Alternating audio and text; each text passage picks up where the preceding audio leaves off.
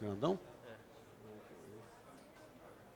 Bom, gente, eu vou ser muito breve e simplesmente fazer aqui um breve relato da nossa atividade na Rio+20, na Conferência Internacional, em torno do tema da construção sustentável. Antes, eu quero fazer alguns comentários que eu acho extremamente importantes, esse exemplo que nós assistimos aqui hoje, né? É importante que isso se repita por todo o Brasil, porque, como nós estávamos discutindo hoje de manhã no nosso debate, até falamos isso muito claramente, foi também objeto da palestra do presidente Fernando Henrique Cardoso, sem dúvida nenhuma, quem vai resolver essa questão é a cidade, juntamente com a sociedade. Ponto final. Não há nada que não vai ser resolvido que não seja do entrosamento do cidadão com o município, é isso que nós estamos vendo aqui, né, com iniciativa, claro, do poder público municipal, estimulando, incentivando para que a coisa da sustentabilidade funcione, e é esse o caminho, por mais longo que ele seja, por mais longo que seja o processo, eu não vejo outro. Por outro lado, nos anima muito a evolução que a coisa está tendo, com rapidez. Quer dizer, esse tema hoje, eu não tenho dúvida nenhuma, que ele está na cabeça de todo mundo tem consciência do avanço que temos que fazer, não só para a construção sustentável, mas para o desenvolvimento sustentável dos municípios, da cidade, do país, e não para mais. Isso aí vai não crescendo e tudo mais. O que nós constatamos, CEBIC, há algum tempo, é de que se nós temos que fazer o nosso meia-culpa e verificar que a gente ficou muito omisso, não é? Muito omisso. Demoramos muito a agir, nós, consultores, nós, cidadãos, né? Aquela conversa de ontem do Fernando, do Henrique, do presidente, né? Quer dizer, a sociedade perdeu o hábito de dialogar, de debater, de discutir as coisas, de exigir, de pressionar. As coisas funcionam na pressão, não tem como, não tem outra forma. Não há governo que funcione sem pressão. Então, agora, pressão bem feita, com começo, meio e fim, com bom senso, com equilíbrio, com projetos viáveis, né? E se a sociedade não debate, não discute e não apresenta projeto, fica difícil. Mas eu sou otimista, acho que as coisas estão caminhando muito bem. Mas, como eu dizia, a gente foi muito omisso. Eu vejo a discussão. A discussão da questão da sustentabilidade no setor, né, da maneira como o setor é tratado, em qualquer lugar que você vai, né, em termos do impacto em cima do meio ambiente e tal, mas nós não conseguimos, nós sequer conseguimos até hoje ter um assento no IBAMA. Apesar de todo o trabalho e esforço que a gente tem. Quer dizer, é um setor que tem um impacto tão forte no meio ambiente, que tem problemas tão graves como se coloca, e é verdade. Não tem o direito de sentar no IBAMA, não, como é que chama? No CONAMA. IBAMA, no CONAMA. Não tem o direito de sentar no CONAMA e discutir abertamente a sua posição, as suas dúvidas, os seus projetos, fica difícil. Mas isso é culpa da gente, não é culpa do governo, não é culpa do CONAMA. Acho que nós nos omitimos. Né? Então, isso já mudou, não tenha dúvida que vai mudar. Nós estamos hoje protagonistas, propondo, vamos trabalhar os nossos projetos. E esse trabalho que nós fizemos na Conferência Internacional foi um exemplo disso. Né? Eu participo de algumas entidades internacionais, dentre elas, eu sou o presidente da SICA, que é a Confederação Internacional das Associações dos Consultores, que é uma entidade, que é uma CEBIC mundial, na verdade, eu represento lá a América Latina, a América do Sul e o Caribe, e percebemos, né, através do nosso trabalho na SICA e também na FIC, que é a Federação Interamericana, que quando a gente senta num Banco Mundial para discutir com o Comitê de Green Cities, que é o Comitê de Sustentabilidade, né, as coisas caminham à revelia do setor, quer dizer, ninguém defende ou propõe ou trabalha as soluções através da discussão, de uma discussão aberta. Quer dizer, então, nós é que não nos impusemos, nós é que não estávamos lá. E aí surgiu, há um ano atrás, a ideia de que a gente aproveitasse a Conferência Internacional para se posicionar firmemente no setor da construção do mundo. Né? E como eu tinha essa representação da SIC e da FIIC, que são duas entidades internacionais, nós fizemos uma proposta oficialmente aos organizadores da conferência e ao governo brasileiro de fazer um side event dentro da Rio+20, dentro do Rio Centro, porque nós queríamos estar dentro da programação oficial da ONU e não fora do espaço da ONU, e conseguimos de fazer lá um evento sobre construção sustentável, que foi logo recebendo adesão de outras entidades nacionais, como é o caso do CEBEDES, que é o Comitê Empresarial Brasileiro para Desenvolvimento Sustentável, como é o caso do CBCS, que é o Comitê Brasileiro de Construção Sustentável, e da própria UNEP, que é a PIPNUMA, que é o Programa das Nações Unidas para o Meio Ambiente, que tinha o maior interesse em agregar esse trabalho. E assim fizemos um evento lá no dia 17, que foi muitíssimo concorrido, trouxemos a conferencistas de alto nível, inclusive um dos representantes desse Green Cities do Banco Mundial, que é o Daniel Hornberg, que veio dar a sua visão do Banco Mundial para a questão da sustentabilidade e do desenvolvimento das cidades. Hoje o banco está ficando rigoroso com relação a isso, na aprovação dos projetos de financiamento, sempre analisando essa questão da sustentabilidade, se está inserida ou não nos projetos, né?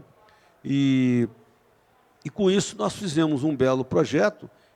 Quem assistiu a palestra de hoje de manhã do Edson, da Norman Foster, ele também esteve conosco nesse painel, daí temos convidado ele para vir para cá, né, mais a presidenta executiva do CEBEDES. E fizemos um documento a várias mãos, né, que foi apresentado à ONU e ao governo brasileiro, fazendo uma proposta de construção sustentável para o mundo inteiro, né, que seria coordenada e pilotada pelo PNUMA, né, e que teria uma missão muito importante. O PNUMA fortalecido, acabou que isso foi contemplado dentro da Rio+20, porque havia uma discussão muito grande se criaríamos uma outra agência independente, forte, ou se fortaleceríamos o PNUMA, que, segundo alguns, não estava funcionando a contento. A decisão caminhou no sentido do fortalecimento do PNUMA, né, que era a nossa posição, inclusive, mas da formação de um grupo técnico a nível mundial, com representantes dos 5 continentes, que estariam encarregados de fazer um trabalho durante um ano da criação, de estabelecimento de conceitos, de indicadores e de metas para uma construção sustentável no mundo, né? Para começar a conversa, quer dizer, que era um dos objetivos do Rio+20, né? Que acabou sendo muito criticado em termos do documento, mas que era a criação de indicadores, de metas, compromissos de atingir isso ou aquilo. Então, nós entendemos que tínhamos que começar com isso, nós temos que estabelecer, porque era muita pretensão querer fazer um projeto para o mundo inteiro igual vocês estão colocando aqui, o Theo colocou muito bem, as peculiaridades, as características da região terão que ser consideradas nessas coisas, né? E a vocação, as condições financeiras, as condições do nível de entendimento da sociedade, tudo isso pesa na hora que você decide um projeto desse.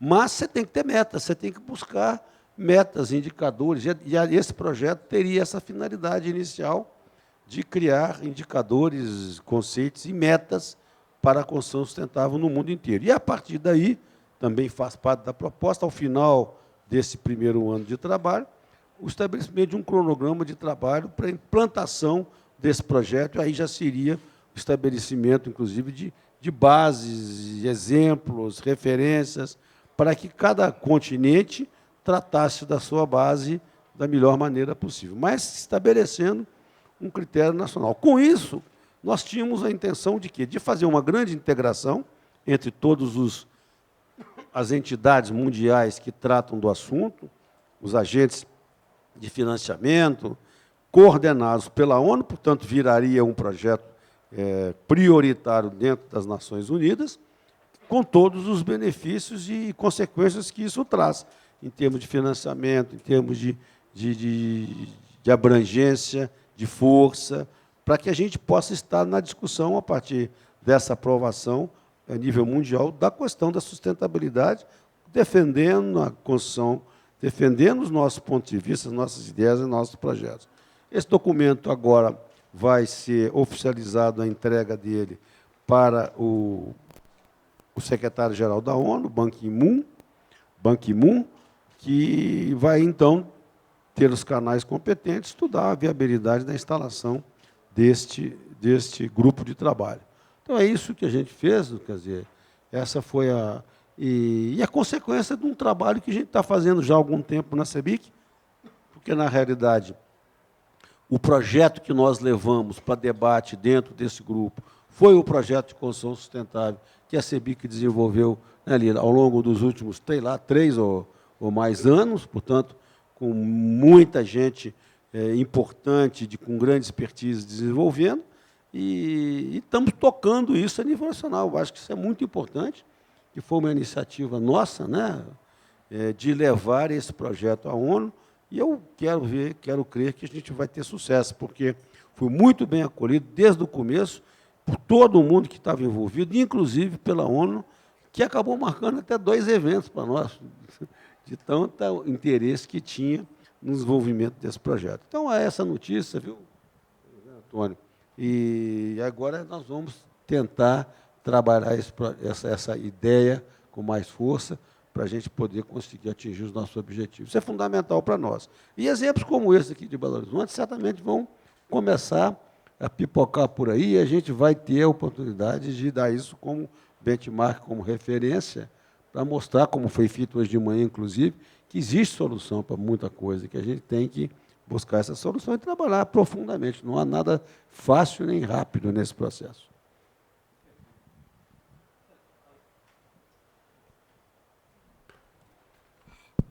Alô.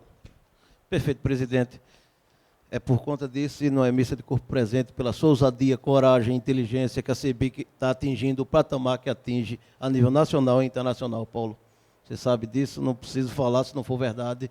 E eu acho que a gente teve um trabalho excepcional. A Rio+20 se critica pelos resultados pragmáticos de um relatório, o que não era o principal. Eu acho que o principal houve e continua havendo aqui neste evento. É a gente discutir sustentabilidade pelo viés que ele tem que ser discutido, e não pela aquela paixão de florestas e pela paixão do meio ambiente. Nós temos que discutir de forma pragmática, arrumando soluções para que as cidades cada vez mais sejam mais humanizadas e tenham mais mobilidade e tranquilidade para os seus cidadãos. Porque os números que foram apresentados lá, nós estamos tendo conhecimento, e muito a partir desses eventos, são de que em 2050 você tem 70% da população mundial nas cidades. Só tem um problema. O Brasil hoje já tem 84% da sua população nas cidades. Então, o que o mundo vai ter em 2050, num percentual menor, o Brasil tem hoje. É por isso que a gente tem que discutir com mais preeminência essa questão. Então, é por isso que eu achei ousado e achei bacana o resultado da Rio+20, que a gente continua usufruindo dele. Pessoal. Fazer mais uma observação que é importante, né? Porque eu fiquei entusiasmado, inclusive, com o que evoluiu aqui dentro do ENIC, essa ideia do município ter mais presença. Os 2 eventos que mais se destacaram, pelo menos assim de maneira mais pública, dentro do Rio+20, foi com municípios. Foi o C40, que deu um show de bola, estavam lá todos os prefeitos dos 40 cidades que compõem esse grupo, e que assumiram compromissos sérios. Esses, sim, são pessoas que estão gerindo ali um município, é Nova York, é Buenos Aires, é São Paulo, é Paris, e que esses caras têm consciência de que precisam fazer alguma coisa e vão fazer, independentemente se os presidentes não se entenderam ou não traçaram metas mais objetivas e mais pragmáticas. É essa decisão que a Prefeitura de Belo Horizonte está tomando, né? Por que tem que esperar o documento da ONU para se tomar uma atitude dessa? Se há consciência de que isso é que nós precisamos, que é isso que a cidade precisa, e que o governo tem que participar com estímulo, com indução, com propostas inteligentes para trazer o empresariado ou quem mais, né, que está envolvido com o processo para caminhar. E eu acho que é por aí mesmo. Então, esse exemplo de Belo Horizonte, nós temos que espalhar pelo Brasil. Isso tem que pegar, tem que se projetar. Não, né? o Rio tem que já ser fez, definido. inclusive, já deu suas já intenções. tem resultado. Porque, claro, vamos esperar a sanção do prefeito lá, vamos ter dar um Paulo aperto nele, né, Vamos ver São Paulo agora, que cria o problema e depois São Paulo não fica arruma lá, solução para a gente. Não, mas São Paulo é bom que ele levanta os problemas, eles não conseguem resolver lá, mas a gente já resolve. Mas eles não dão instrumento para brigar lá. Pô, é isso aí, gente. É só um recado, eu acho que é mais no sentido de estimular cada vez mais que a gente pense isso com seriedade e sair da defesa, sair da inércia. Se nós não formos protagonistas, porque nós somos agentes impactantes, não tenha dúvida. O setor da construção, ele impacta o meio ambiente e, se a gente não tomar jeito, vai cada vez piorar. Agora, tem 1000 formas de fazer isso e nós temos que procurar essas 1000 formas para minimizar ao máximo a nossa atitude. E a obrigação nossa é essa, de olhar para o futuro e fazer a nossa parte. Obrigado, Zé. Obrigado a todos, obrigado, Paulo. Encerrando essa parte, nós vamos dar 5 minutos de intervalo, nem 1 minuto a mais, só para a gente realmente dar uma descansada e trazer o nosso deputado Paulo Priol para iniciar o debate do Código Florestal.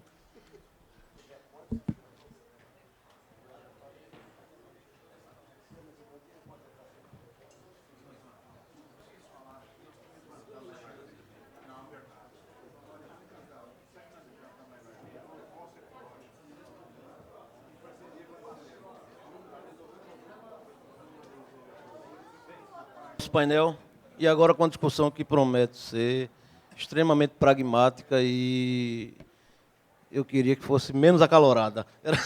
Vamos discutir realmente o Código Florestal no viés que nós temos que ter nas cidades e nas áreas, principalmente urbana e de expansão urbana. A gente está vendo desde manhã, desde ontem, a CENIC tem se dedicado como seu mote principal ao item cidades sustentáveis. Vamos tentar construir daqui uma proposta que a gente, de uma vez por todas, consiga aprovar. Não o código que já foi aprovado, mas agora a medida provisória que traz à tona novamente essa discussão das cidades. Gostaria de chamar ao palco o doutor Sávio Bittencourt, que já está presente conosco, o deputado Paulo Pial.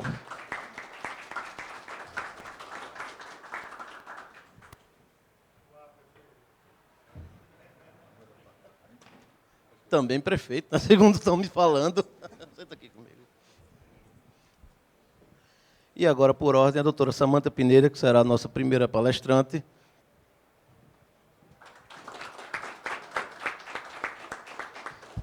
Doutor Roberto Cavalcante, do Ministério do Meio Ambiente. Fernando Tatagiba, também representando o Ministério do Meio Ambiente. E doutor Caio Portugal, presidente da AELO, vice-presidente do Secov.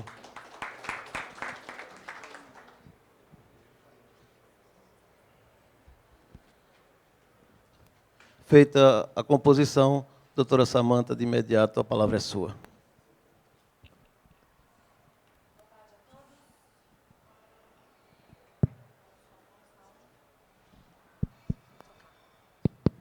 Oi, agora funciona. Bem, muito boa tarde. Eu quero, de princípio, agradecer ao convite da CEBIC.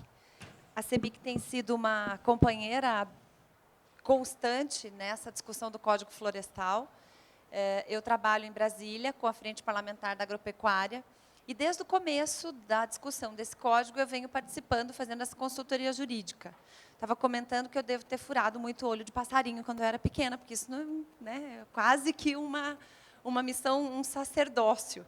Mas, enfim, no dia 12 de maio, dia 25 de maio, foi sancionado pela presidente o novo Código Florestal, publicado no dia 28 de maio. Depois de uma longa e tenebrosa luta, isso aconteceu. E eu vi aqui, inclusive o presidente da CEBIC, agora há pouco, falando que as coisas vão acontecer nas cidades, né? Que essa onda de sustentabilidade, essa transformação pela qual a humanidade vem passando para falar desse assunto, vai acontecer na cidade. Porque, se a gente for pensar, na verdade, é só a cidade que existe. O Estado é um ente formado por cidades, mas a gente não vive o Estado, e muito menos a União. Existe um país formado por cidades. Então, é na cidade que as coisas vão acontecer. Como é que fica o Código Florestal com referência às cidades? Eu tenho um controlezinho. Obrigada. Só para a gente começar a se situar, eu vou pedir desculpa aos parceiros que eu vou dar as costas, mas anjo não tem costa, então não tem problema. Perdão, abacaxi também não, né? Ok. Vocês querem sentar ali na frente? Eu vou sentar aqui para ver melhor. Então tá. Vamos lá. O Brasil hoje tem 5.565 municípios. Basicamente é esse o mapa dos municípios brasileiros. Mais ou menos 67 milhões e meio de domicílios, quase 191 milhões de habitantes, e aquela informação que você já trouxe na fala do presidente, 84% da população do país está nas cidades. Nós não somos mais um país rural. E isso aconteceu em 10 anos. Essa migração de população rural para a população urbana aconteceu em 10 anos. Acho que é isso. Para a gente ter noção do que nós estamos falando aqui, eu trouxe um estudo da Rede Agro que diz a distribuição do que tem no Brasil e qual que é a porcentagem. Então, nós temos 354 milhões de hectares, são florestas, certo? O cerrado ocupa mais ou menos 200 milhões de hectares. Agricultura, 60 milhões, pastagens, 198 milhões, e as cidades ocupam só 38 milhões de hectares do país. Isso, num gráfico, representa 4% do território nacional. Então, nós estamos falando de 84% da população comprimidas em 4% do território. 7% agricultura, 23% pastagem, 65% são de vegetação nativa. Olha que bonito, né? Não tem nenhum outro país no mundo que tenha esse índice. A Suíça tem 68% do país de florestas, mas são plantadas. De floresta nativa, só o Brasil que tem isso no mundo. Trazendo esse patamar, então, para as cidades, nós temos lá na Constituição Federal que o Brasil é uma república, falando um pouquinho de juridiquês aqui, só para a gente entrar no assunto, aonde os estados, a União e os municípios são entes desta federação. Portanto, guardadas as devidas proporções, o município participa da administração do país como um ente federado. Ele tem voz, tem administração, tem organização. Diz a Constituição, eu tenho um laser aqui, né? Que essa autonomia dos municípios ela é retratada porque ele tem auto-organização, autogoverno e autoadministração. É independente, teoricamente. As leis federais que têm que incidir na área urbana com relação ao meio ambiente, basicamente, Código Florestal, Lei da Mata Atlântica, parcelamento do solo urbano, o Estatuto das Cidades, que são mais diretrizes do que ações, as resoluções do CONAMA, e aí fica bem pequenininho lá a lei orgânica do município e o plano diretor. Por que está menor? Porque esse índice, essa hierarquia da legislação tem que ser obedecida. Então, o Brasil precisa, em cada um dos seus municípios, atender toda aquela legislação federal e estar de acordo com a política de resíduos sólidos, política de mudanças climáticas, mudança de modelo de desenvolvimento, fontes renováveis, tem agora a logística reversa, todas essas políticas ambientais o município tem que implementar. Cuidar do aumento da permeabilização, ter espaços verdes nas áreas urbanas, enfim. Então, esse cerco vai se fechando para que isso tudo conste de um plano diretor. Entrando no Código Florestal, então, que é uma das leis que vai incidir no município. Ficou consignado no artigo 4º deste Código Florestal o que são áreas de preservação permanente. E preservação é diferente de conservação. Preservar é não usar. Aquele que casou com uma mulher virgem, casou com uma mulher preservada. Se fez bom uso, hoje ela está conservada. Certo?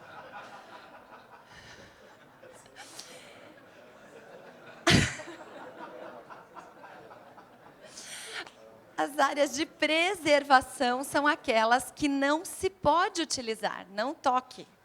Então, quais são essas áreas? A primeira observação que a gente faz é que no caput deste artigo, consideram-se de preservação permanente em zonas rurais ou urbanas. Portanto, todas as zonas urbanas, assim entendidas aquelas incluídas no plano diretor do município, estão adstritas ao Código Florestal.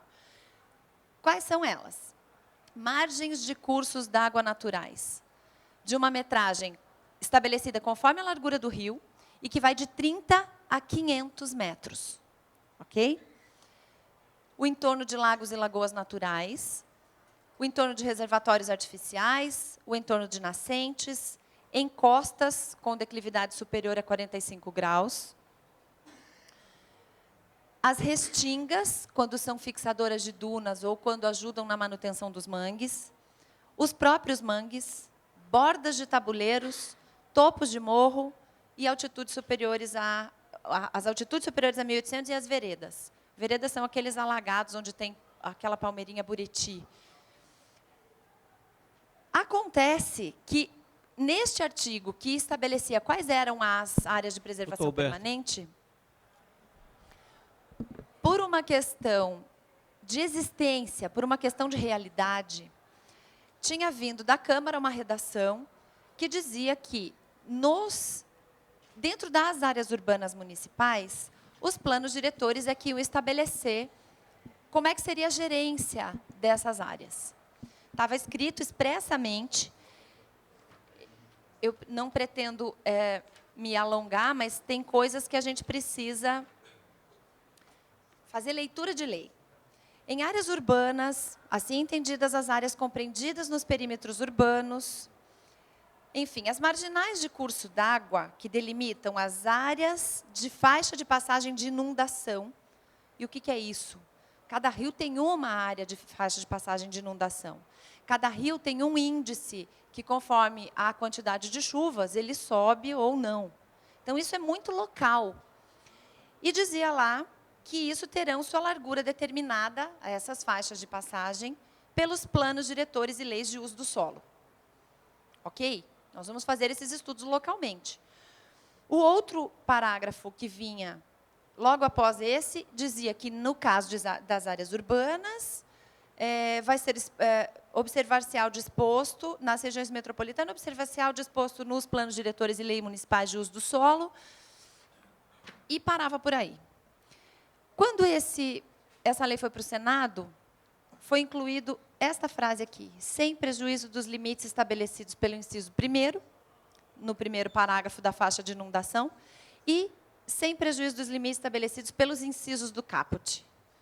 Ou seja, se retornou para dentro da cidade todas as metragens estipuladas para todas as áreas de preservação permanente, de 30 a 500 metros de afastamento das margens do rio, todas as declividades acima de 45 graus e tudo aquilo que a gente expôs aqui não pode ser tocado.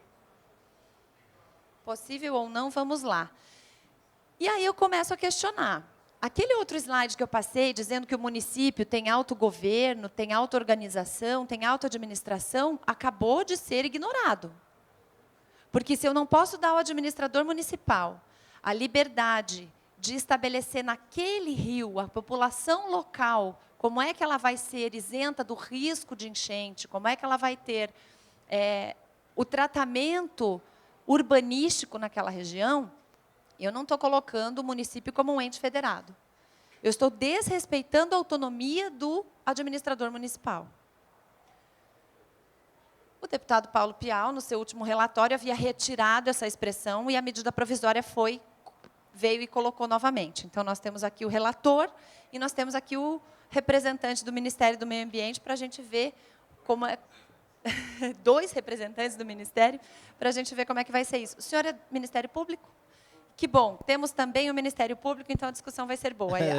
Eu falhei um pouco na apresentação, querendo Meu primeiro o questionamento painel. é esse: como é que a gente faz dentro de uma cidade para colocar de 30 a 500 metros na margem de um rio, quando a gente sabe que, na realidade, as áreas abandonadas dentro das cidades, elas viram ocupações irregulares, com muito mais impacto ambiental, sem tratamento de efluente, com esgoto diretamente jogado no corpo hídrico e todas as outras consequências.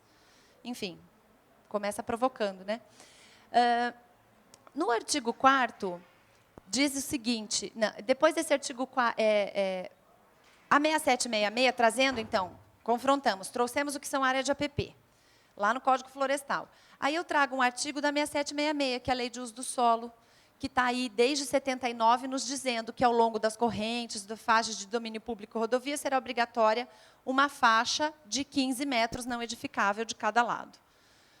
Só que aqui ela diz, salvo maiores exigências da legislação específica, e vem o Código Florestal e diz diferente. Portanto, esse artigo da 6766 a gente pode ignorar, porque é de 30 a 500 metros o que a lei fala, e não de 15 mais. Certo? E a gente se pergunta, o que faz numa situação dessa? Então, a primeira pergunta é, como que a gente faz na prática para deixar de 30 a 500 metros sem que haja todo esse problema de vazios urbanos? E a segunda pergunta, nas regularizações fundiárias, que a gente vai entrar mais para frente, como que a gente resolve uma situação desta? Ou como que a gente resolve uma situação dessa? Isso aqui é um morro de mais de 45 graus absolutamente ocupado. Eu não vou entrar em alguns assuntos delicados, como a Casa da Presidente, como o Cristo Redentor que está no topo do morro, e nem como a Marginal do Tietê. Eu vou pular, tá?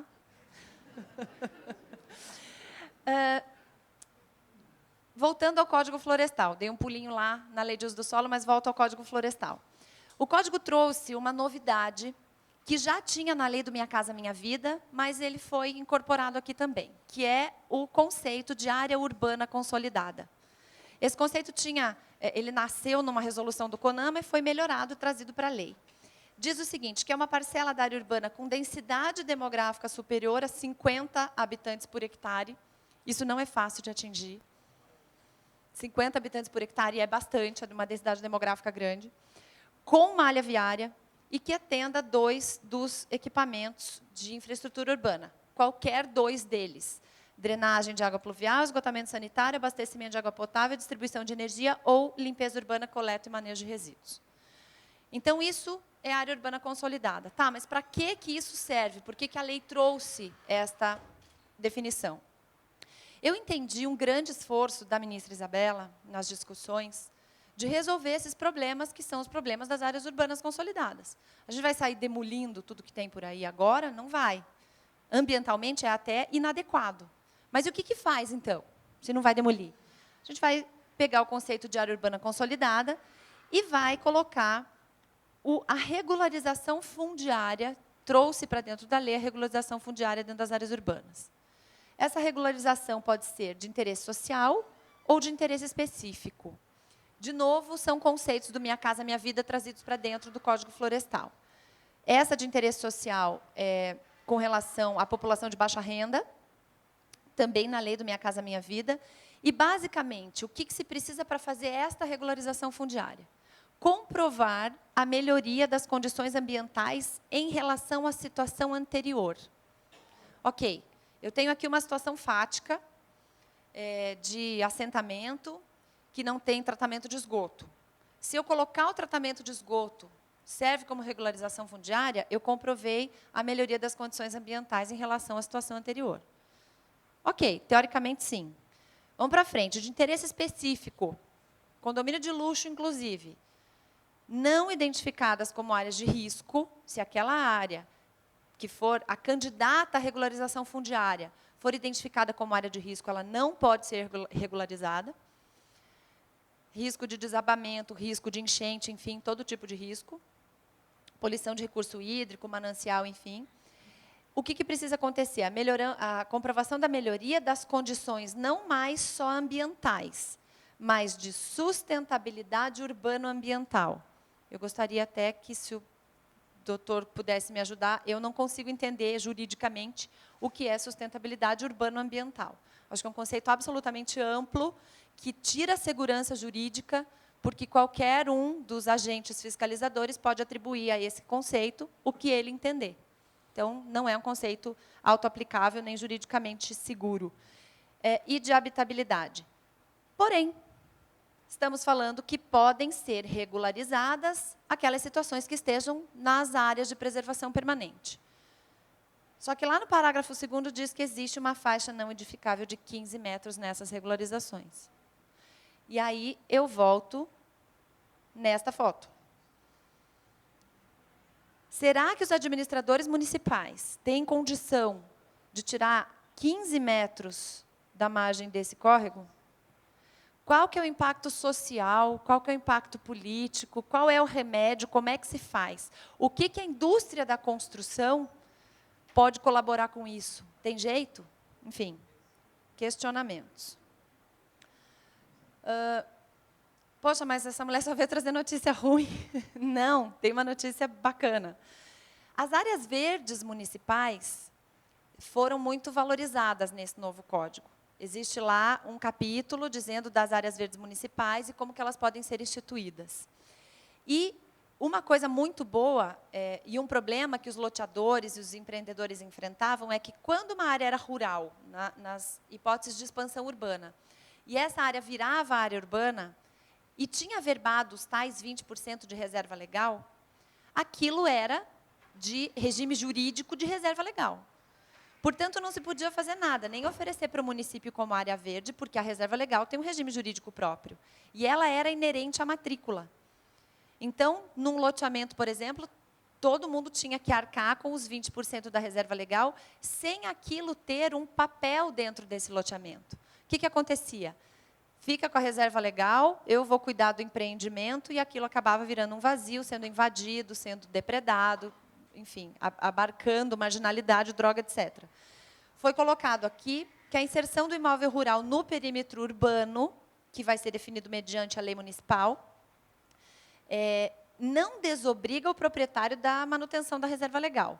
Porém, quando o registro do parcelamento do solo para fins urbanos for aprovado, segundo as diretrizes do plano diretor, ele se extingue. Onde que está? Que só será extinta. Então, a reserva legal como regime jurídico de reserva legal vai ser extinta. O que que isso significa? Vou poder derrubar? Não. Você pode instituir aquilo como área de lazer de um condomínio, como área verde a ser doada para a prefeitura, você consegue ter outros usos. E aí você beneficiou tanto o meio ambiente quanto o empreendedor. Isso é política ambiental inteligente. Porque a hora que você tira valor e diz, olha, 500 metros na beira de um rio grande, município, você não pode usar. O município não vai fazer nada. O município abandona, e aquilo é certamente utilizado para ocupações irregulares. Quando se dá uma alternativa, que não seja a supressão, mas que seja uma alternativa de uso, que não seja uma área de preservação, mas uma área de conservação, você acaba conseguindo fazer uma política ambiental efetiva. Quanto tempo eu falei até agora? Não sei, ninguém marcou, que bom. 15? Tá. Muito bem. O que que a gente tem de sugestão? Hoje, o Código Florestal está prestes a ser modificado novamente. Foi instituída a Lei 12.651, publicada no dia 28 de maio. Mas, junto com ela, foi publicada uma medida provisória que trouxe 32 modificações para dentro desse texto. E essa medida provisória tem que ser votada. Então, hoje existe uma comissão especial mista, Senado e Câmara, dentro do Congresso Nacional, que está analisando as módicas 692 emendas. 96? Desculpa, 696 emendas. Eu não consigo entender como uma lei de 85 artigos recebe 696 emendas. Mas, enfim, estão analisando essas emendas, e esta comissão tem 30 dias para apreciar tanto a legalidade, a juridicidade, como o mérito desta legislação. Então, isso que a gente vai debater aqui hoje, e eu até deixo como sugestão, poderia servir de um resultado, de uma carta. A gente sabe que a CEBIC ofereceu já apoio técnico para oferecimento de emendas, mas essa discussão com o governo, com um ex-relator do projeto, e faz parte da comissão hoje, né, deputado? Com membro do Ministério Público, especialistas da área, isso pode sair como uma carta de recomendação ao governo para que se façam políticas desse tipo, políticas inteligentes, que não penalizem o empreendedor e que deem às cidades, deem ao administrador municipal a chance de fazer alguma coisa útil com as suas áreas verdes. Eu trouxe um dizer aqui de Thomas Jefferson, que 1800 não foi ontem, Então, eu acho que a gente tem que trazer a experiência para dentro do processo. Ele dizia que a gente, para governar direito, para fazer as coisas acontecerem, e a gente sabe que as coisas acontecem na cidade, tudo tem que se referir a temas, a República vai gerir o que se referir a temas federais e externos. Então, que a União cuide de questões amplas, certo? O que se referir o Estado, tudo que for aos cidadãos. O Estado tem um papel importantíssimo nessa federação, que é de gerir o todo, de gerir o coletivo, né? As repúblicas dos condados para os deveres e preocupações dos condados. Aqui a gente vai diminuindo. E ele vai que as repúblicas dos distritos para as pequenas e numerosas e interessantes preocupações da vizinhança.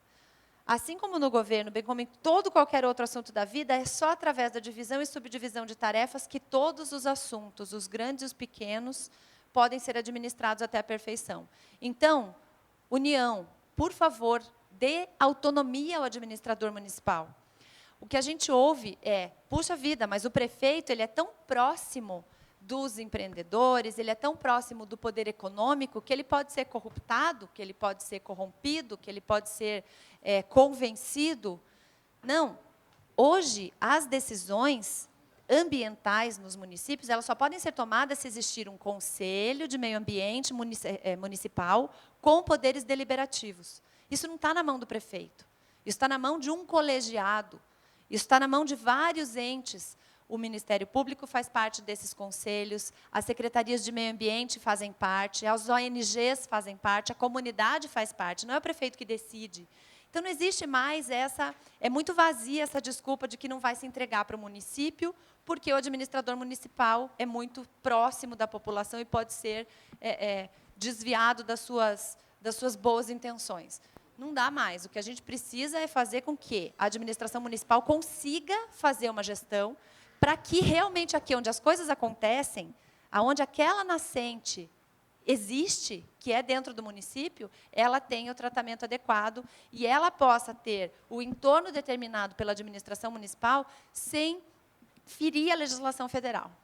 Certo? O recado, o tempo é pouco, a gente podia até falar mais com relação aos projetos que têm que ser apresentados para a regularização fundiária, que dificultam um pouquinho, mas a gente pode entrar nisso nos debates. O que eu gostaria de colocar no centro é onde está a autonomia do administrador e como fica o empreendedor diante de uma imposição de um código que traz a expansão municipal, todas as limitações de áreas de preservação permanente, sem se atentar para a verticalização que está acontecendo, que diminui muito a permeabilidade, que é muito melhor ambientalmente, tecnicamente falando, todas as tecnologias que vêm sendo apresentadas pela engenharia, inclusive que contém melhor o morro do que se não tiver nada lá.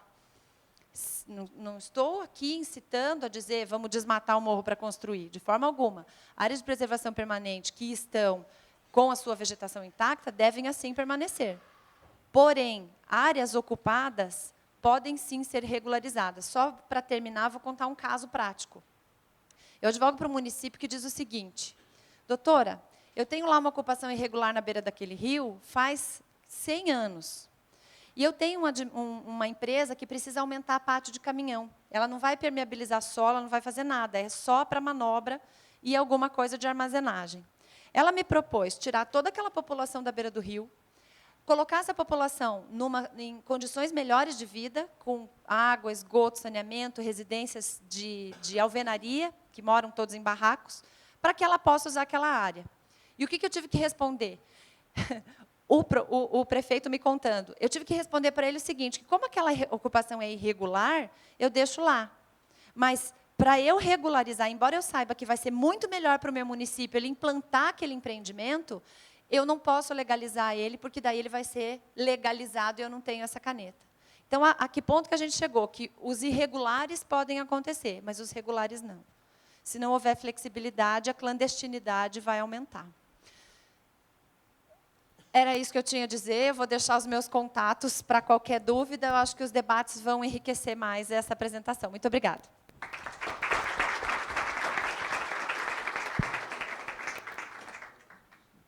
Doutora Samanta, nós aqui agradecemos a brilhante explanação. Realmente a senhora cumpriu o dever de casa à risca, com objetividade e foi cirúrgica nos pontos. Eu só queria acrescentar isso na minha especialidade, eu acho que tem muita gente aqui que pode falar muito melhor do que eu. Queria acrescentar 2 pontos ao que a senhora colocou. O primeiro fato é que, apesar de todo o ordenamento jurídico, eu quero citar só o caso da nossa cidade, que é Recife, em relação ao, por exemplo, ao Blumenau. Recife não tem cheia, não tem nem inundação de passagem, não tem nada de enchente desde os anos 70, porque foram feitas obras de infraestrutura na região metropolitana. Foram feitas 2 barragens, onde o rio vai sendo controlado ao longo do tempo. Blumenau, todo ano inunda, porque o rio continua lá e a cidade continua lá. Um dos 2 vai ter que sair. Não dá para ficar desse jeito, não dá para a gente discutir um código inteiro com 2 realidades dessa. Isso é só o que eu queria colocar como provocação também. E a outra coisa é que, sobre a questão do prefeito, do plano diretor, eu acho que a gente teve uma explanação brilhante hoje pela manhã do prefeito Silvio Barros de Maringá, onde ele consegue a integração da sociedade, de toda a comunidade, e aí sim, ele faz as coisas acontecerem na sua cidade. Então, ele tem o melhor IDH, ele tem o melhor índice de escola, ele tem o saneamento, ele tem todos os serviços públicos colocados. Por quê? Porque ele tem dinheiro em caixa para fazer isso. Ele agregou tanto serviço que, segundo dados dele, ele tem 70% do IPTU pago em dia e à vista. E menos de 10% de inadimplência. Mas eu não queria me alongar muito e, corrigindo a falha, o Ministério do Meio Ambiente, Dr. Roberto Cavalcante, é secretário, deixa eu filar aqui direitinho, de Biodiversidade e Floresta do Ministério do Meio Ambiente, e Dr. Fernando Tatagiba, diretor do Departamento de Floresta do Ministério do Meio Ambiente. Os 2 vão falar, qual dos 2 vai falar pelo MMA, que eu acho que a gente está querendo realmente ver um posicionamento, até porque, como a doutora Samanta colocou, eu também fui testemunha de todo o envolvimento do Ministério em toda a negociação do Código. E eu acho que a gente tem que afinar o discurso, porque o objetivo da CEBIC, e eu acho do Parlamento, e do setor produtivo como um todo, e do Ministério do Meio Ambiente, é o mesmo. É nós continuarmos a ter esse ativo que nós temos e que nos diferencia do mundo. Doutor Roberto. Bom, muito obrigado. Queria agradecer o convite e realmente é uma honra estar aqui, especialmente num painel tão representativo e distinto. Nós temos aqui o deputado Paulo Pior, que é o relator e que provavelmente conhece mais do Código do que todos nós somados, porque eu sou testemunha da pressão e da intensidade que foi e que vem sendo essa discussão, que o Código Florestal envolve todos os setores da sociedade e todos os brasileiros, né, todo o território. A Samanta nos transmitiu aí um pouco da emoção de quem estava lá dentro ou está lá. E queria primeiro falar um pouco, só puxar, se o senhor me permite, o painel anterior que foi sobre a Rio+20, que eu também assisti, que eu achei fundamental e que caracteriza realmente a grande contribuição e a importância da indústria da construção civil para o futuro imediato do Brasil, não é? Porque tem áreas, não é, que ambientalista está de um lado, conservacionista, desenvolvimentistas, mas na construção civil acho que não há ninguém que queira morar, não queira morar bem numa casa, e cada um tem sua própria visão do que é construção sustentável, mas seja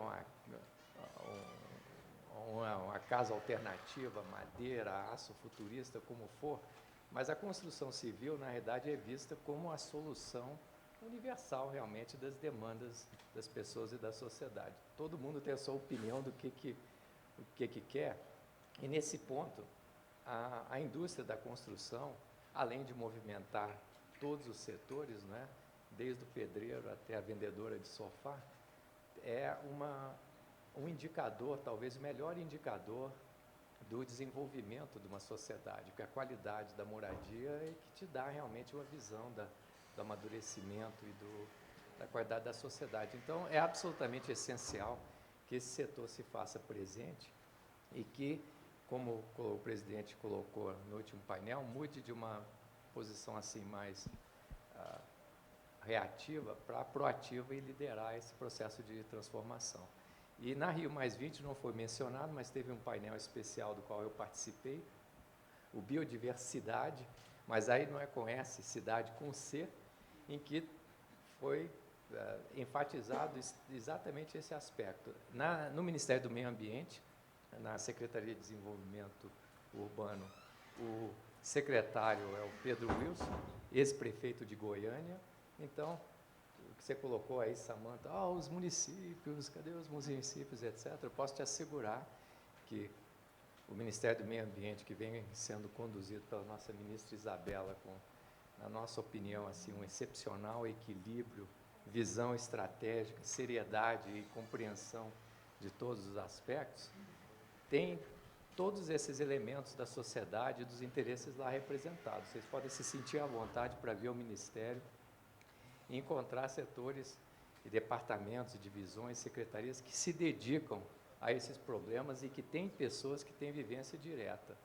Eu, pessoalmente, eu sou professor universitário e estou na secretaria desde uns 3 meses já, e nos últimos 3 anos, por coincidência, a minha linha de pesquisa é justamente a biodiversidade e a questão do ambiente urbano, por alguns dos motivos que foram aqui colocados, né? E se a gente olhar, primeiro, as cidades é que organizam a paisagem, pelo fato de terem a grande parte da população humana e também de terem um efeito multiplicativo sobre o uso do solo em todos os entornos. O Brasil é um país atípico, muito ao contrário das cidades estarem assim encostadas, coitadinhas, Samanta, eu diria o contrário. O Brasil tem N exemplos de novas cidades que vêm sendo criadas. Essa aqui, BH, como vocês sabem, tem um pouco mais de 100 anos de idade, é uma cidade planejada.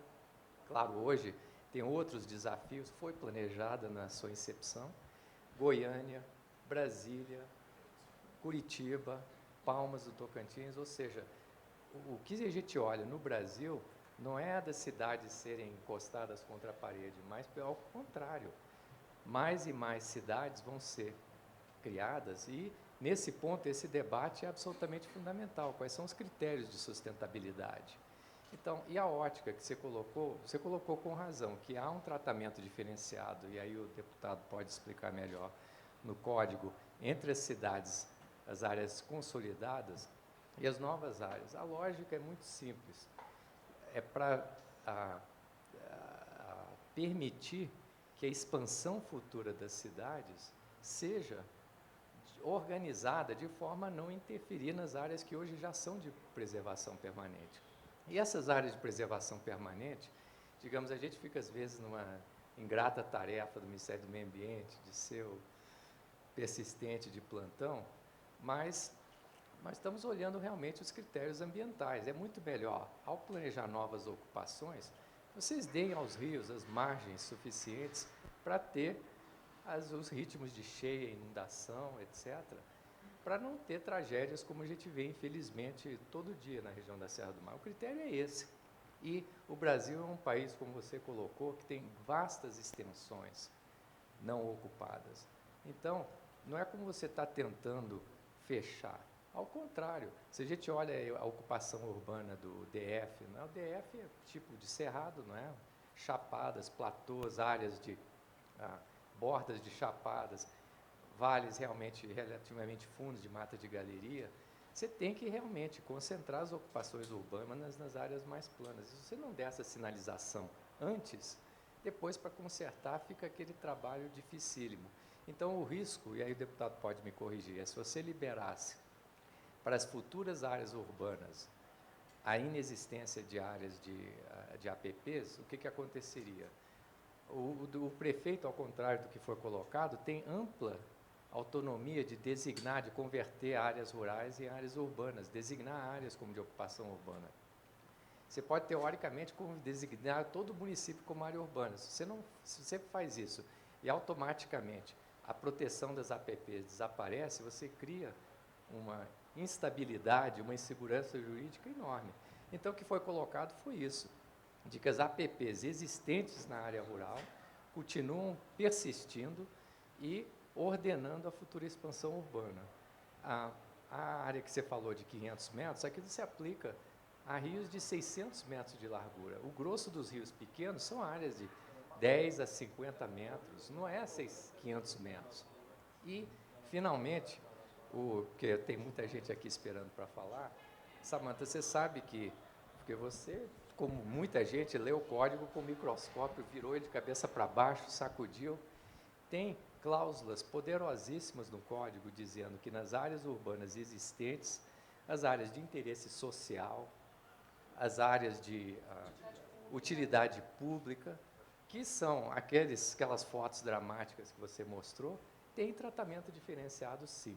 Ou seja, você não vai pegar, arrancar tudo aquilo e refazer. Você tem cláusulas, além da própria do prevalecimento nessas áreas, dos planos diretores a que você fez referência. Ou seja, você tem um arsenal quase ilimitado de formas, né? E eu acho que houve uma atenção muito, muito cuidadosa do Legislativo, olhando isso daí, para que as áreas urbanas existentes pudessem ser recompostas onde e quando sejam necessárias, mas sem causar situações de risco e de prejuízo para a população. Então, eu, pessoalmente, estou absolutamente tranquilo com esse modelo que foi construído pelo novo Código, que é de manter nas áreas de futura expansão urbana uma lógica de áreas de preservação permanente que visam não é atender aos ambientalistas, mas olhar os processos ecológicos, o controle de erosão, a manutenção da perenização dos rios. Vocês sabem, no Cerrado chove 6 meses do ano e os rios correm o ano todo. De onde é que vem a água o ano todo? É das áreas de APPs, das áreas de recomposição, daquelas veredas que você citou emotivamente, não é? É isso. E nós estamos à disposição aí de todos vocês para discutir tecnicamente e prestar todos os esclarecimentos necessários. Mais uma vez, eu queria cumprimentar pelo convite e ressaltar a importância realmente da construção civil e das cidades no futuro de sustentabilidade que estamos desenhando aí. Obrigado pela sua apresentação. E, por falar nisso, aquela área em torno do Palácio da Alvorada é uma APP. Embora não tenha árvores, aquela vegetação da borda é uma vegetação típica de Cerrado, e, portanto, não precisa ser mexida. Está boa do jeito que está. Bom, só sobrou o Cristo Redentor agora. Não, mas você foi mostrando as fotos, eu tive que dar Só sobrou o Cristo Redentor. Fernando, vai complementar alguma coisa ou a gente fica para a segunda? Só para complementar, igualmente agradecer o convite, né, realmente é uma honra compor uma mesa com o deputado Paulo Pial, né, os colegas. Realmente, né, como o Roberto colocou, a gente às vezes fica numa situação bastante delicada e na verdade, hoje, o Ministério também do Meio Ambiente é um ministério relativamente jovem, né, em relação aos demais e tem aprimorado a sua maneira de atuar. Né, ele não se comporta mais como uma ONG ambientalista, muito pelo contrário, né, é um ministério que procura promover a integração e o alinhamento da conservação ambiental com as outras políticas públicas, setoriais e com as outras atividades desenvolvidas pela própria sociedade civil. Então, parabenizar pela sua apresentação, realmente muito boa. Eu faria só alguns complementos e considerações, né, porque a APP, apesar de ter esse nome, a área de preservação permanente, eu não sou um decorador de lei, né? Vocês me desculpem, eu sou um técnico de formação, quando eu preciso da lei eu consulto, mas o artigo 3º, se não me engano, ele estabelece algumas possibilidades de uso da APP, mesmo numa analogia a mulher a um homem, né? Assim, tem coisa que você pode fazer e tem coisa que você não pode, tem coisas que mesmo fazendo aquela área continua preservada. Enfim, né, mas o artigo 3º, ele estabelece possibilidades de uso que correspondem à utilidade pública, a interesse social, possibilidade de intervenção de baixo impacto, e mesmo para novas cidades, né, no momento de expansão de uma cidade para áreas urbanas em consolidação, existe uma série de possibilidades de intervenções, mesmo que nas APPs. Agora, não edificações para moradia, né, isso realmente não está previsto, mas é previsto nesses rios, por exemplo, de 600 metros de largura, que é a minoria dos rios do Brasil, né, metade da malha hídrica do Brasil são pequenos rios, né? Então teriam APPs realmente reduzidas, mas você poderia transformar essas grandes APPs numa área de uso público, como se fosse um grande aterro do Flamengo, por exemplo, né? Áreas para uso e prática de esportes, e contemplação, e implementação inclusive de museus, enfim. E lá nos artigos mais lá de baixo, que tratam da regularização de áreas consolidadas, existem exceções, por exemplo, que contemplam áreas tombadas, né? Então, o Cristo Redentor, a gente não precisa tirar de lá, apesar de estar no topo de morro. A casa de Cora Coralina, que está na beira de um rio, você não precisa tirar. Inclusive, a faixa não edificável de 15 metros pode ser relativizada no caso de áreas tombadas.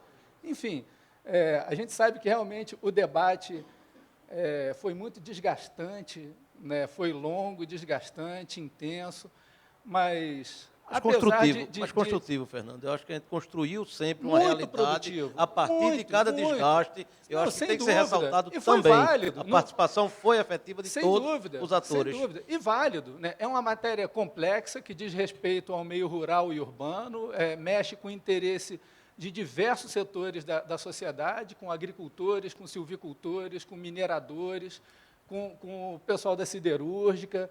Enfim, é um código que mexe com todos. Então, um debate amplo é necessário. É desgastante? É cansativo demais, né? Eu sou um técnico do executivo e estou doido para começar a executar, e regulamentar, e aplicar, né? Assim, porque realmente é um código que tem muitas oportunidades de bons trabalhos no meio rural, para trabalhar, por exemplo, silvicultura com espécies nativas, e na área urbana, a gente conta com o setor de construção, enfim, com os engenheiros civis, para a busca de novas soluções, de construção de cidades sustentáveis. Naquele caso mesmo que você colocou, em algumas situações é desgastante politicamente, mas é preciso remover determinadas populações de localidade de risco. Todo ano morre gente. Na minha cidade, por exemplo, que é Niterói, na cidade vizinha, que é Rio de Janeiro, ou na Serra dos Órgãos, ou em Santa Catarina, ou em Alagoas. Todo ano morre gente por conta de ocupação em área de risco. E quase sempre a área de risco coincidência ou não, mas coincide com a APP, né? Ou ela está na beira de um rio, ou numa área sujeita a deslizamentos. A gente sabe que são medidas antipáticas. Agora, o setor da construção civil tem muito a contribuir numa situação como essa, né? Na identificação de sítios mais adequados, na construção de novas habitações, na construção de novos bairros bem planejados, moradias dignas. Enfim, eu vejo que, certamente, o texto ainda carece de ajustes, sim, né? Assim, existem possibilidades de ajustes durante a regulamentação? Não há dúvida, mas me parece que é fruto de um debate assim, e produzir uma peça equilibrada, que permite tratar as situações gerais em termos gerais, né? É uma lei, estabelece normas gerais, mas existem dispositivos que nos permitem tratar a exceção excepcionalmente. Então, assim, eu estou satisfeito com essa peça e né, com essa lei, e mesmo com a medida provisória, eu acredito que é possível uma implementação de uma forma mais consensuada e mais harmônica e menos conflituosa, e espero que seja assim. Obrigado, Fernando Caio. Boa tarde a todos. Antes de mais nada, eu gostaria de agradecer o Zé Antônio pelo convite, parabenizar você pela sua apresentação. Acho que você foi muito feliz, você foi bem cirúrgica, foi nos pontos que hoje preocupam o setor. Esse setor ele tem uma preocupação muito grande com a aplicação de leis. Esse setor é um operador de leis. Esse setor ele depende de uma construção legal objetiva, clara, que lhe dê segurança, que lhe dê os instrumentos necessários. E a gente que acompanhou o processo de construção e de revisão do Código, desde o início, a gente percebeu que houve uma evolução muito grande do texto que foi aprovado pelo relator Aldo Rebelo, em sede da Câmara dos Deputados, e o que ele chegou ao término final. Acho que a posição do governo foi extremamente equilibrada, é importante a gente dizer isso, acho que a mídia fala muito pouco sobre isso, e acho que a gente tem que exaltar que teve uma posição bastante equilibrada num tema muito complexo. Mas, entretanto, a única coisa que a gente entende, que o setor entende, e aí esse setor que é da indústria da construção, ele envolve várias atividades. Você tem desde das obras públicas necessárias para a colocação de infraestrutura, você tem a produção de habitação, você tem os novos o parcelamento do solo.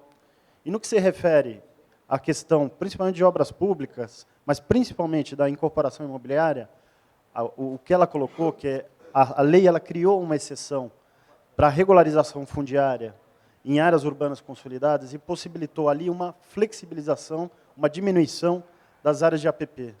E aí a gente vai conviver com um conflito que hoje já está institucionalizado, porque ele foi institucionalizado lá em 89, quando trouxe para a área urbana a aplicação do Código Florestal, que foi bem a passagem que ela colocou, da 6766 e depois em 89, que foi uma resposta que a sociedade deu até por problemas de inundações que existiam em Santa Catarina, e trouxe a aplicação desse código para a área urbana. O que aconteceu? De 89 para cá, houve produção formal e informal, regular e irregular, que não obedeceu a esse critério. E hoje, a gente vai, se mantido o texto da forma como está, ele vai institucionalizar um conflito que existe, numa ocupação clandestina e um terreno vizinho que vai ter que obedecer um outro critério de ocupação. Talvez fosse, e aí vai no campo da sugestão, uma proposta como a própria 6766 encontrou para resolver. Se você, no caso de terrenos com maiores declividades, se você tiver solução técnica, que a engenharia permita, que a geotecnia permita, que você possa ter uma construção sustentável, equilibrada e respeitando, por que não admitir uma eventual flexibilização dessas APPs em critério de exceção em área urbana consolidada? Talvez fosse um texto mais claro, mais inteligente, e que possibilitaria uma diretriz de uma ocupação mais racional. E evitaria, que é uma preocupação muito grande, e aí a gente fica até ansioso para ouvir o Ministério Público, da aplicabilidade dessa lei. Essa é uma preocupação muito grande nossa.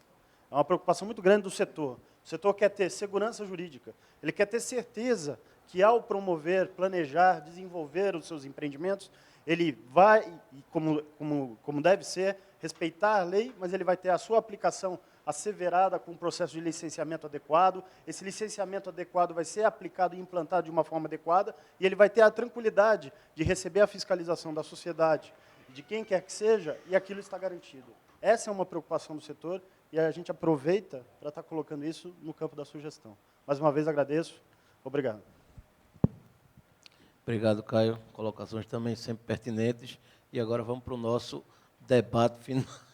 Iniciando pelo Dr. Salvo Bittencourt, vamos ver realmente a visão da ABRAMPA, da Associação Brasileira de Membros do Ministério Público, do qual o Dr. Salvo é presidente, e aí ver se nós conseguimos convergir realmente, como convergimos na negociação, também na visão do Ministério Público, para nós tentarmos fazer desse fórum realmente algo que a gente possa, amanhã, ter um norte e já ter a segurança jurídica que o setor tanto anseia.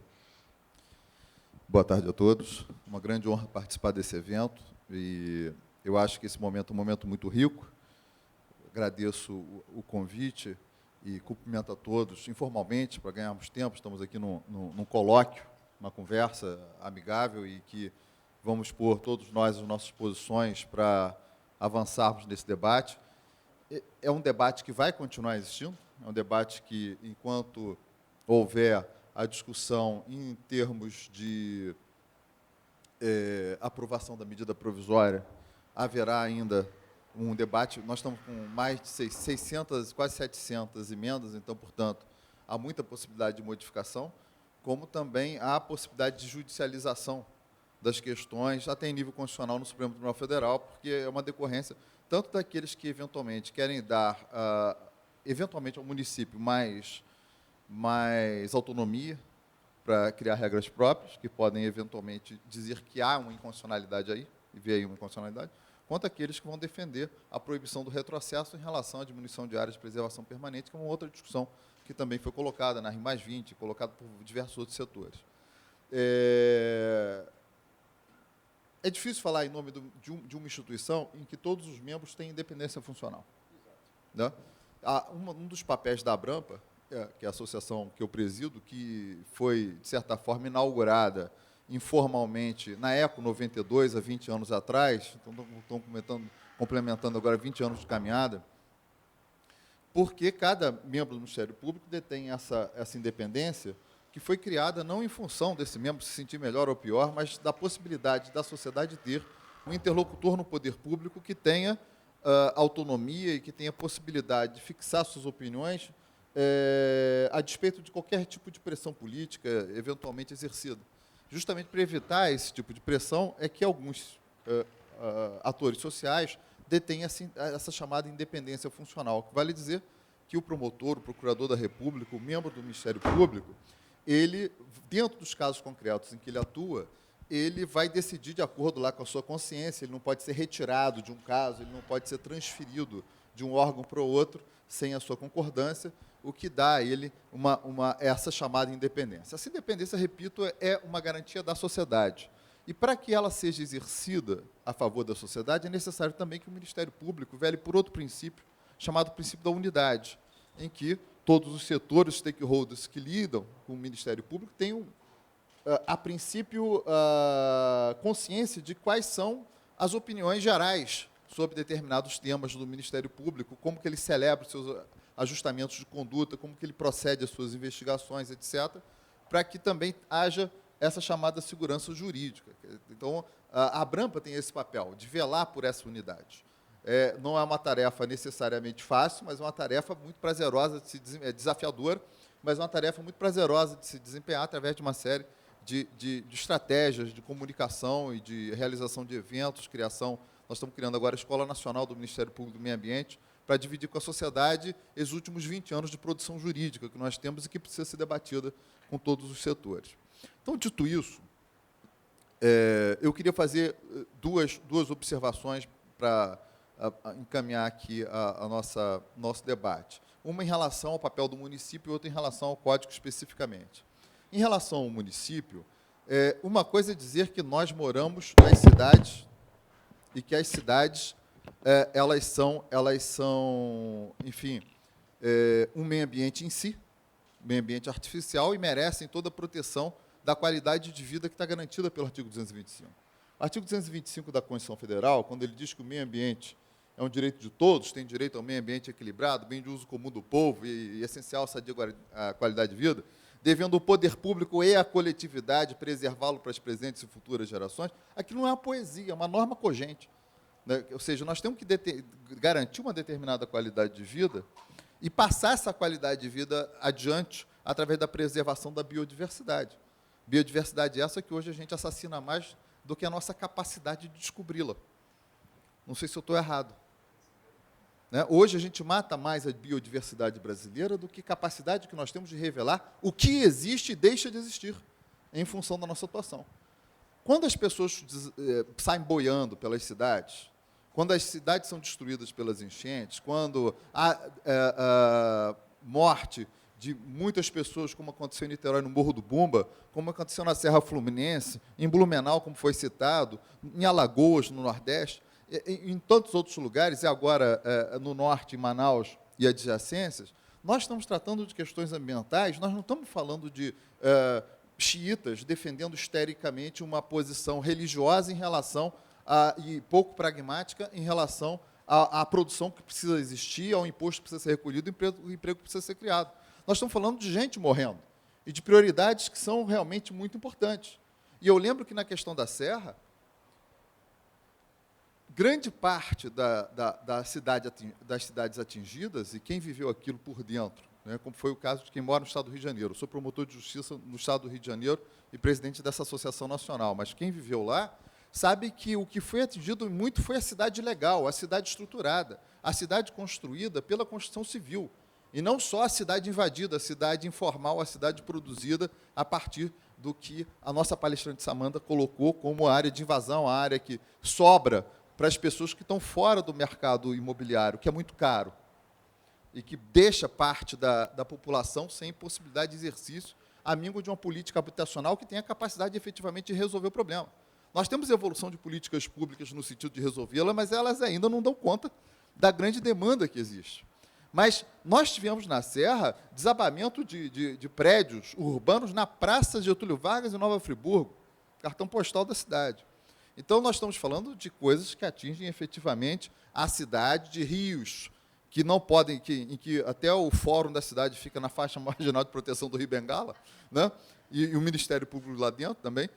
Mas, enfim, mas de rios que passam por dentro da cidade e que tem toda essa discussão da aplicação nas cidades. Então, nós estamos falando de algo muito sério. Nós não estamos aqui fazendo defesa de qualquer, enfim, aspecto esotérico envolvendo o meio ambiente, mas de coisas concretas que estão acontecendo e estão modificando as cidades. Então, essa é uma questão que precisa ser colocada aqui.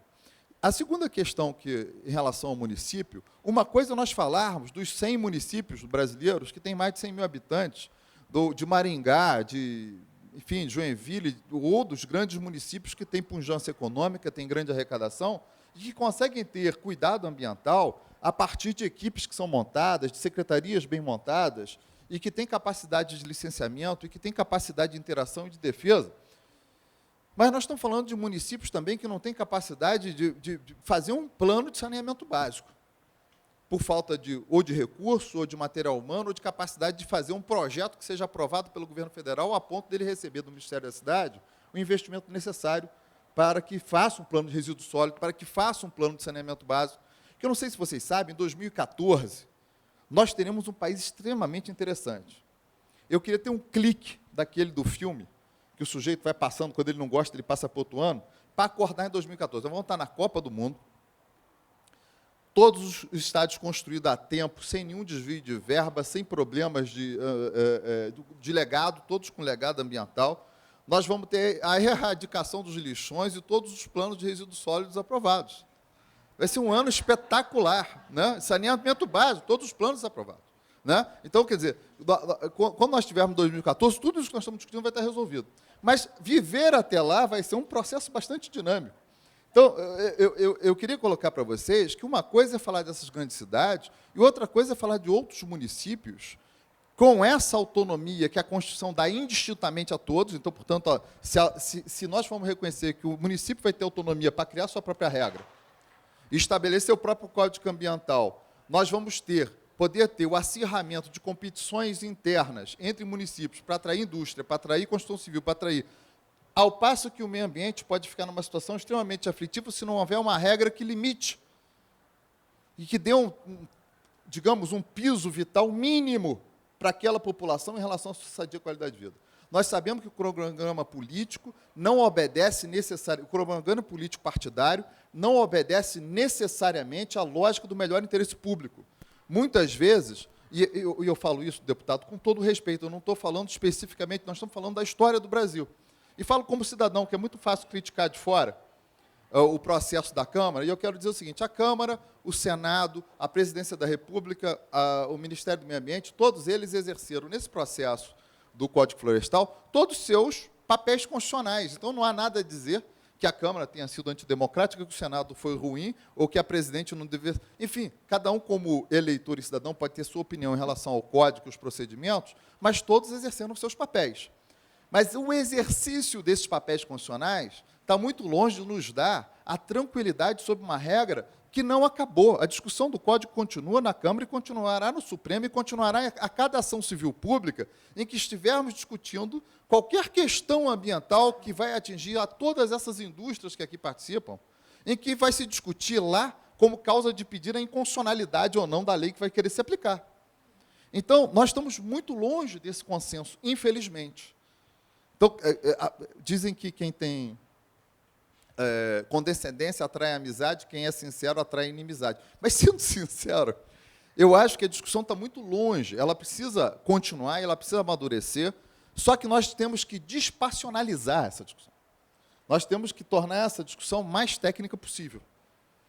Eu acho que nós estamos chegando num momento em que nós podemos mais não brincar de cabo de força, ou de queda de braço para mostrar quem vai dar a última palavra, etc, etc. Porque nós vamos jogar para o Supremo Tribunal definir as coisas depois e perdemos completamente o controle do processo. Então, eu acho que, em relação ao município, nós temos que ter o respeito pela corrente municipalista. As pessoas vivem no município, como a doutora Samantha disse, concordo, mas acho também que nós temos que ver a incrível diversidade de qual município nós estamos falando. Município em que o procurador do município ganha R$ 3.500, é recém-formado, e ele que vai ter que orientar o plano de saneamento, ele que vai conduzir as audiências públicas, garantir a participação democrática e tudo aquilo que a gente pretende, e dar todas essas informações. E esse município, com aqueles vereadores, Zezinho da padaria, fulaninho, que eu fui promotor no interior do estado do Rio de Janeiro, o motorista do fórum era vereador. Eu me senti absolutamente constrangido de pegar o carro dirigido por autoridade parlamentar do município. E ele era, então, sem nenhum demérito para ele, porque ele tinha condição de política de exercê-lo. Não estou fazendo crítica, estou dizendo que ele, para atingir, e todo aquele município, um patamar de discussão, precisa se preparar. Ele e qualquer outro parlamentar que tenha a obrigação de criar um código ambiental para aquele município. Então, é uma preocupação que, efetivamente, se tem em relação ao município. Tem um colega meu que escreveu algo chamado a mentira chamada município, a mentira federativa, porque o município fica, muitas vezes, dependendo de verbas do Estado, se faz uma política partidária absurda com essas verbas, em função de arranjos políticos partidários, e o município tem uma autonomia, ou pretende-se ter, e uma responsabilidade muito grande agora com a Lei Complementar 140, e não tem condição, às vezes financeira, de exercer, nem consciência, nem a prática política do cuidado ambiental. Eu acho que talvez isso seja mais grave. O município não se habituou ainda, a não ser os maiores, fazendo exceção a todos aqueles que já têm essa prática. Mas o município não se habituou a participar como órgão ambiental, fiscalizador, indutor do crescimento sustentável, ainda não se habituou. O município é autorizador de obra, como prática política. Isso é uma diminuição do que o município é constitucionalmente. A Constituição pretende que o município seja muito mais do que isso. Mas, como sua prática política comum, é isso que acontece na maioria esmagadora dos municípios brasileiros. Então, é uma provocação que faço. Eu não sei se todos concordam, se todos discordam, mas, enfim, é a vivência de 20 anos do Ministério Público com municípios grandes e pequenos. A outra questão relativa ao Código, eu queria aqui fazer, de quem viu esse processo de fora, a impressão que se tem é que a Câmara, no primeiro momento, aprovou isso. Naquele momento político, estavam sendo debatidos, havia uma crise política entre o governo e a sua bancada. Havia também a discussão a respeito de afastamento de ministro por questões que não vale aqui comentar, que são, enfim, de conhecimento de todos, etc. E naquele momento houve a aprovação do primeiro texto que foi mandado para o Senado. Quando esse texto foi ao Senado, a ministra do Meio Ambiente, ela estabeleceu com diversas instituições um diálogo para saber quais os óbices que existiam em relação enfim, ao texto que havia sido aprovado na época. O relator era o ministro Aldo Rebelo. Então, várias instituições foram lá, instituições científicas, instituições políticas, etc., recebidas pela ministra. Esse processo não foi um processo para o qual foi dada publicidade à época, porque havia uma grande demanda por notícias, fofocas, etc., e não era recomendado, deputado, que houvesse uma divulgação ampla, justamente para evitar que aquilo ali fosse utilizado politicamente, que se queria discutir tecnicamente algumas questões. E várias dessas questões e impugnações que foram feitas foram incorporadas, então, pelo senador Jorge Viana naquele relatório final, que depois foi retirado quando retornou para a Câmara, e que alguns deles depois recolocados via medida provisória. Então, houve um momento de debate ali. Eu não sei avaliar esse processo político. Tenho certeza que, talvez, se nós tivéssemos um debate mais técnico e menos apaixonado em todos esses momentos, talvez nós pudéssemos ter avanços mais significativos no sentido de, pelo menos, formar alguns consensos, se não totalmente. Eu acho que o consenso total vai ser impossível numa matéria tão divergente, tão cheia de opiniões e com tantos interesses. Mas eu acho que não sei se era o Gandhi que falava, não é porque acho que é Chico Xavier, eu li isso em algum lugar, não é porque uma coisa não começou bem que ela não pode ter um grande final, né?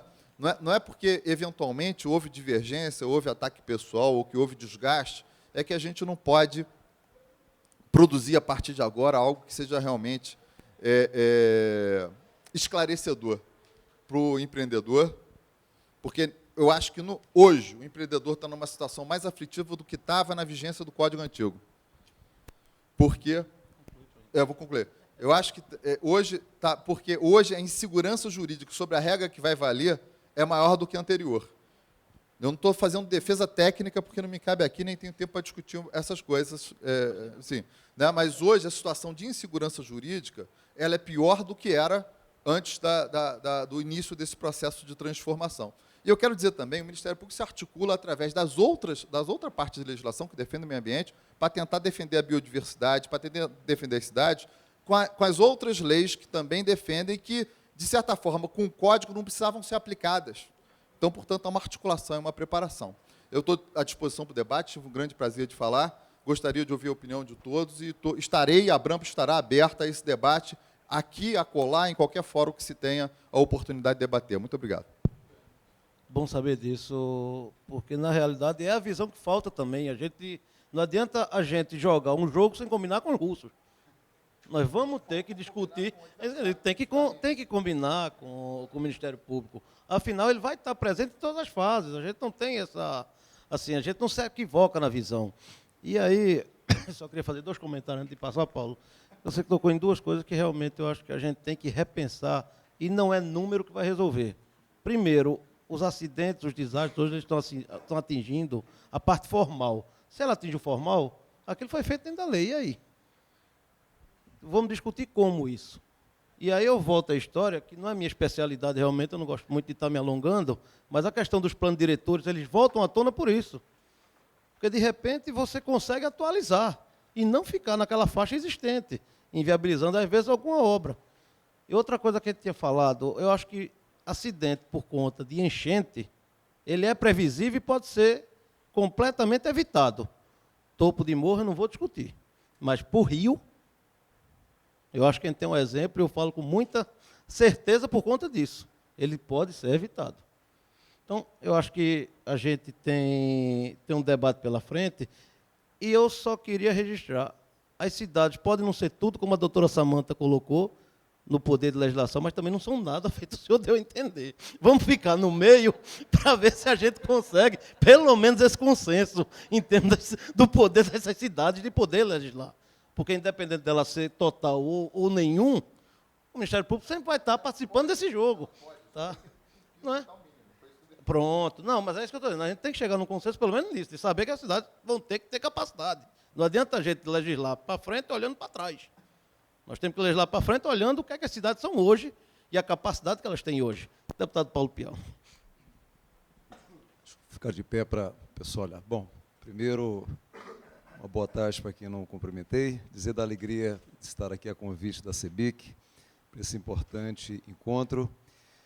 E quero cumprimentar meus colegas, né, de mesa, a doutora Samanta, que fez um trabalho brilhante, ajudou muito na elaboração do código, ao Ministério do Meio Ambiente, né, ao Ministério Público, com toda a sua crítica contundente, né, durante todo o processo, também, evidentemente, ajuda muito.